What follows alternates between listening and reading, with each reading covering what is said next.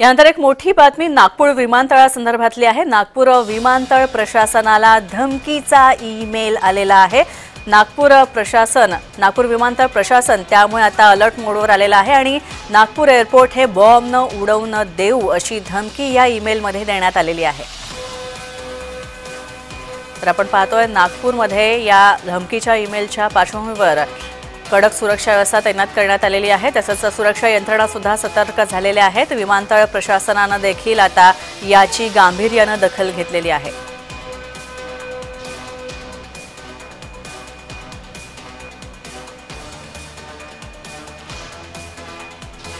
तेजस मोहतुरे आमचे प्रतिनिधी आमच्या सोबत आहेत। तेजस, नागपूर विमानतळाला हा धमकीचा ईमेल, काय अपडेट्स या संदर्भात आणि आता सध्या तिथे काय परिस्थिती आहे? प्रशासन अलर्ट मोडवर गेलाय का?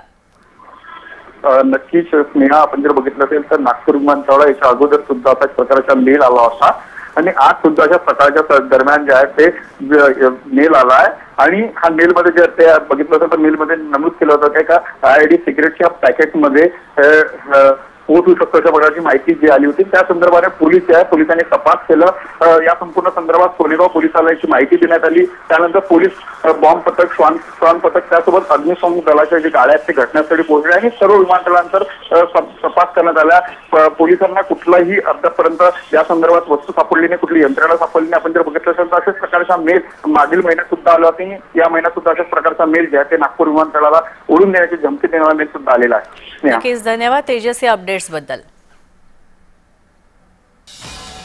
तर आपण पाहतोय नागपूर विमानतळाला धमकीचा ईमेल आला होता आणि हे एअरपोर्ट बॉम्ब न उडवून देऊ अशी धमकी आलेली आहे।